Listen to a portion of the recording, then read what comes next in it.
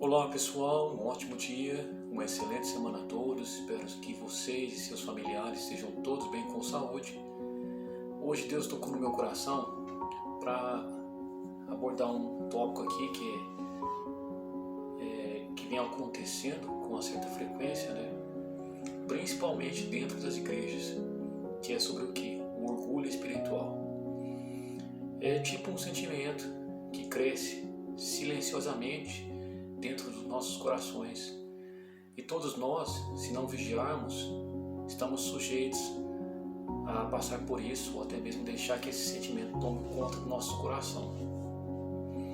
Quero deixar claro que eu não estou aqui para julgar ninguém, até porque sou um ser humano também, um ser humano cheio de falhas, imperfeito, cheio de defeitos, que simplesmente busca a Deus todos os dias, através da palavra, da leitura do Evangelho, o jejum da oração, vivendo o Evangelho não somente em palavras, não somente de boca para fora, mas tentando viver isso no meu dia a dia, através das minhas atitudes e dos meus comportamentos diários,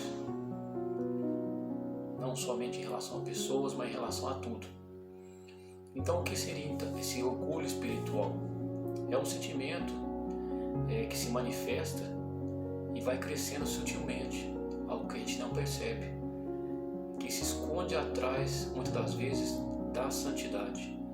Mas então qual que é a diferença entre o orgulho espiritual e o orgulho comum? Bom, o orgulho comum, o que ocorre com certa frequência, que a gente vê, é quando as pessoas começam a exaltar, começam a fazer exaltação às suas próprias conquistas, ou seja, através de uma mudança de status ou aquisição de algum novo bem ou material. E a pessoa acaba deixando isso, que muitas vezes é o dinheiro, tomar ser o centro do seu coração, ser o centro de tudo. Acredita que pode fazer tudo pela própria força, pela força dos seus braços. Então, o que seria o orgulho espiritual? O orgulho espiritual vai além. Ele é como uma doença silenciosa, é como um câncer que vai te consumindo por dentro devagar, sem você perceber. É muito mais perigoso. É quando a pessoa se julga, muitas das vezes, evoluída. Se julga e acredita fielmente que está mais próxima de Deus do que dos outros. É justamente aí que mora o perigo, porque a pessoa que carrega esse orgulho não percebe as suas atitudes, pois às vezes participa de um ministério, ela jejua, ela ora, ela faz a leitura da Bíblia diariamente, enquanto o sentimento de superioridade vai crescendo em seu coração. Essa pessoa, ela passa a olhar os demais com um ar de superioridade, com um olhar de julgamento para os que erram. Quero aqui parafrasear nesse momento, que é uma coisa que vem acontecendo também, não querendo julgar ninguém, mas se vê muito hoje, tanto dentro e fora das igrejas, pessoas que se julgam cristãs, e muitas das vezes é algo que eu não compactuo, que eu não concordo, mas cada um vive da maneira que acha melhor. Como eu disse, não estou aqui para julgar ninguém, mas se vê muito, principalmente em redes sociais, tanto quanto homem quanto mulheres, mas isso se aplica mais às mulheres nos dias de hoje. Mulheres que se julgam cristãs, que acabam tendo o seu perfil aberto e se vê a exaltação da sensualidade do seu próprio corpo,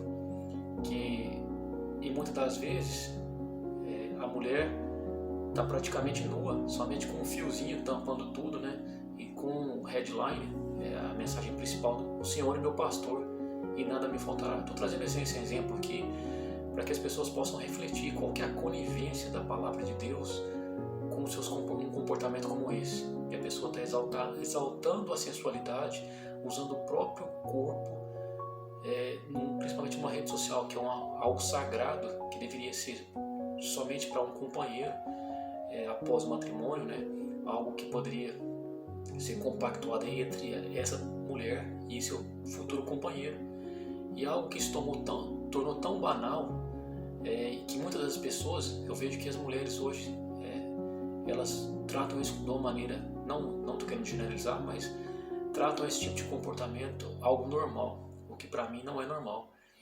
Principalmente que eu acho e acredito que o corpo da mulher é muito sagrado, e é algo que deve ser mostrado somente para seu companheiro ou seu parceiro. E isso também se aplica para homens que às vezes se julgam muito religiosos, né? Ou até mesmo espirituais, e ficam exibindo o corpo, porque a nossa própria cultura, não só brasileira como latina, ela instiga muito essa sensualidade, né? Essa exaltação do físico. Mas isso aí um dia vai virar pó, vai para debaixo da terra. Isso não dura para sempre, e todos nós vamos envelhecer, né? E o que, pelo menos para mim, o que é mais valioso é a companhia, a parceria, essa vontade de compartilhar a sua vida com uma pessoa por toda a vida, né? E ser realmente parceiro e constituir uma família. Isso é o que eu acredito e que eu vivo.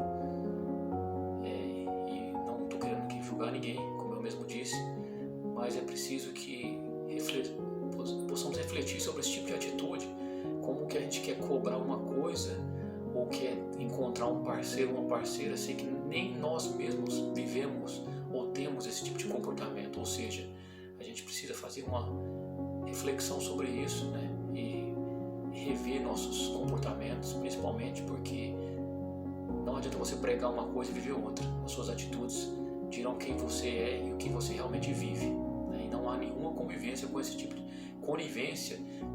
de comportamento, principalmente em redes sociais. Tá ok?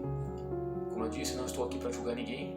A gente tem um livre-arbítrio e cada um vive da melhor maneira, mas a questão aqui é: as suas atitudes e comportamentos te levarão a algum lugar. E a questão é: esse lugar que as suas atitudes e comportamentos irão te levar é o lugar que você realmente quer estar? Ou é o lugar que você realmente, ou ter esse tipo de pessoa que você realmente quer? Então fica aí o ponto para reflexão. E continuando sobre esse orgulho espiritual, o que seria esse orgulho espiritual? É algo que a pessoa se julga e acredita fielmente que ela está mais próxima de Deus do que os outros.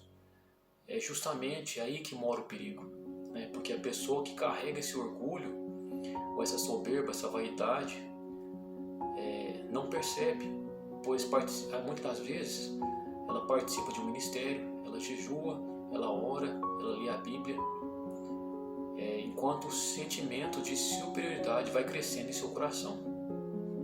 Essa pessoa passa a olhar com os demais com um ar de superioridade, com um ar de julgamento, principalmente julgando os erros do próximo, não consegue enxergar os seus próprios erros. E aí que eu trago outro ponto para reflexão. Não estou querendo dizer que a vestimenta é que vai classificar quem você é, mas da maneira como você veste e se comporta faz toda a diferença. Isso não quer dizer que mulheres que às vezes estão praticamente cobertas dentro da igreja sejam melhores ou piores das que estão praticamente nuas. Não quis dizer isso. Mas o comportamento em si, ele fala muito sobre e a vestimenta da pessoa fala muito sobre a personalidade, o que a pessoa vive ou acredita. Porque se a pessoa não consegue respeitar o próprio corpo, eu pelo menos acredito que ela não conseguirá respeitar o seu parceiro ou parceira. E isso vale tanto para o homem quanto para a mulher. Que o corpo é sagrado, tanto do homem quanto da mulher. Não há necessidade de você ficar se exibindo, se mostrando para ganhar curtidas ou likes, ou para se sentir validado, ou para se sentir cobiçado. Isso é algo muito privado que, como eu disse, deveria ser compartilhado somente entre um casal após o matrimônio. Mas enfim, cada um vive da melhor maneira e da maneira que quer, mas o problema é que virão as consequências, e essas consequências te levarão a algum lugar. E muitas das vezes, através desse tipo de comportamento, isso acaba instigando o orgulho também. É algo que vai criando, te enaltecendo, criando uma certa vaidade, uma soberba, que começa a cultivar ou cultuar o próprio corpo, o que também acontece muito dentro de academias, que eu vejo uma cultuação, uma veneração ao próprio corpo, que às vezes as pessoas ficam tão apegadas com isso, que eu acredito que no final da vida elas irão sofrer muito, porque elas acabam venerando o corpo como se fosse um deus. Mas enfim, esse orgulho espiritual, na verdade, ele torna o coração endurecido, ele rouba a compaixão e a sensibilidade, tornando o servo, que na verdade autoridade, que era uma pessoa para servir, se tornando um juiz que acaba julgando o próximo. E é nesse momento em que a pessoa acaba se tornando, entre aspas, um fariseu. Uma pessoa tão orgulhosa que, mesmo estando dentro da própria igreja, mesmo pregando a palavra, essa pessoa vai estar cheia de vaidade, incapaz de viver e sentir a presença do Messias e do Salvador. Vai ser algo muito superficial, algo da boca para fora, pregando uma coisa e vivendo outra. E quanto mais alimentamos esse sentimento, mais nos afastamos do Evangelho e do Messias. O verdadeiro significado do sangue derramado na cruz é sobre humilhação, da entrega por completo, um coração simples, quebrantado, humilde e ensinável, e que esteja apto a perceber, entender e reconhecer que no do ventre de nossas mães nós viemos, no retornaremos, do pó viemos, ao pó retornaremos. Nada nessa vida dura para sempre e não existe ninguém melhor que ninguém. Somos todos seres humanos feitos de carne e osso, imperfeitos, cheios de falhas e defeitos. Somos apenas diferentes, apenas possuímos habilidades diferentes. E o Senhor é quem nos dá e quem nos tira. Que tudo que acontece nessa vida, nada passa desapercebido aos olhos do Pai. É Ele quem dá, é Ele quem tira. Louvado e glorificado o seu nome. Um dos principais pontos de atenção aqui para o orgulho espiritual é a dificuldade que a pessoa possui em aceitar ou receber uma correção. A pessoa se revolta, ela se debate, ela fica relutante, fica na defensiva, acha que ela é a única pessoa certa e que os demais estão errados, porque se julga tão autossuficiente e acha que já sabe tudo. Gostaria de citar um exemplo aqui, que um dia eu estava passeando de carro com meu pai, com minha mãe, e meu sobrinho na época ele tinha uns 7 anos, e foi algo que me tocou bastante, porque isso nos mostra que todos nós estamos aprendendo uns com os outros. E ele fez uma simples pergunta para nós dentro do carro: o que era um espiráculo? E pasmem, mas ninguém de nós sabia o que significava essa palavra, tanto meu pai quanto minha mãe quanto eu. E foi quando ele falou que esse espiráculo é o buraquinho por onde a baleia respira. E isso eu estou usando esse exemplo para mostrar que, independente de quem você seja, em quem você viva, o que acredita, ou quantos anos você tenha, nós estamos sempre aprendendo uns com os outros, crescendo, compartilhando experiências, conhecimentos, sentimentos, enfim. É isso que se torna a vida tão prazerosa, a constante evolução, vivendo e relacionando com pessoas diferentes. Em Provérbios 16:19 nos ensina que a soberba precede a ruína e a altivez do espírito precede a queda. Melhor é ser humilde com os mansos do que repartir o despojo com os soberbos. É importante entender que somos todos seres humanos imperfeitos, cheios de falhas e defeitos, que estamos todos em uma constante construção e evolução, em um processo de constante evolução. Que se cairmos hoje, amanhã poderemos nos reerguer ainda mais fortes e sermos usados por Deus, servindo de testemunho para honrar e glorificar o nome de Jesus Cristo, o Nazareno. O orgulhoso espiritual, ele muitas das vezes tem dificuldade em liberar o perdão. Ele ou ela prefere disfarçar, enrolar, dar voltas, justifica, minimiza, culpa os outros pelos seus próprios erros, porque admitir as falhas irá ferir seu próprio ego. Em Tiago 4:6, a Bíblia nos adverte: Deus resiste aos soberbos, porém dá graças aos humildes. Um grande exemplo disso foi a queda do rei Nabucodonosor, o rei da Babilônia. Devido à sua prepotência, altivez, arrogância, ele foi do trono ao pasto, passou a comer capim como um animal selvagem, e que somente após anos, depois de reconhecer o poder e a soberania de Deus, voltou à sua sã consciência e retornou ao trono. Esse orgulho, esse mesmo orgulho espiritual, é o mesmo sentimento que derrubou Lúcifer, que era um anjo. Coração altivo é um dos pecados que o Messias abomina. Pecados que o Messias abomina.